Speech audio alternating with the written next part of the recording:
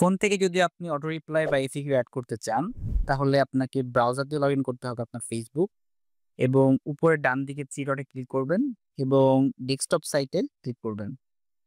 তাহলে দেখবেন কম্পিউটার থেকে যে ভিউটা পাচ্ছিলেন, একই ভিউ আপনি আপনার ফোনে পেয়ে গেছেন। এখান থেকে সেম একই স্টেপগুলো ফলো করলে অটো রিপ্লাই অথবা এসিকিউ এড করতে পারবেন। তো আমি আপনাকে আজকে আরো ইজি একটা ওয়ে দেখাবো, যার জন্য আপনার একটা সফটওয়্যার প্রয়োজন হবে, যেটা কিনা মেটা বিজনেস সিউট।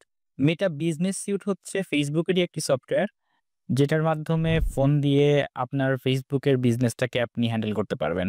সো এইটা প্লে স্টোর থেকে আপনি ইনস্টল করে ফেলবেন এবং এখানে আপনার ফেসবুক লগইন করে নিবেন। এখন উপরে বাঁদিকে যে আইকন দেখা যাচ্ছে, এখানে আপনার ফেসবুক প্রোফাইল দেখা যেতে পারে। তো সেখান থেকে আপনার পেজটি সুইচ করে নিবেন। এখানে এসে ডান দিকে নিচে দেখবেন টুলস নামে একটা অপশন আছে। এখানে একটা ক্লিক করবেন। এখান থেকে সেটিং, এরপর অটোমেশন। আমরা কম্পিউটার থেকে যে অপশনটা দেখেছিলাম ইনস্ট্যান্ট রিপ্লাই, এখানে সেই অপশনটা দেখতে পাচ্ছি এবং ফ্রিকোয়েন্টলি আস্কড কোয়েশ্চেন এই অপশনটা এখানে আছে।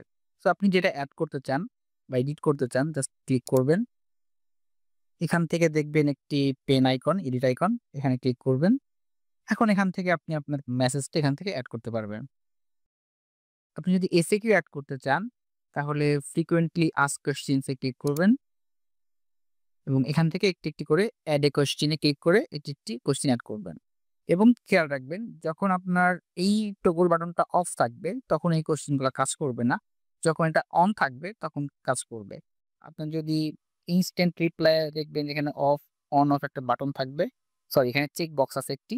এই চেক বক্স যদি তোলা থাকে এবং সেভ থাকে তাহলে ইনস্ট্যান্ট রিপ্লাই কাজ করবে না। যখন আপনি অ্যাক্টিভ করতে চান তখন চেক বক্স দিবেন এবং সেভ দিবেন।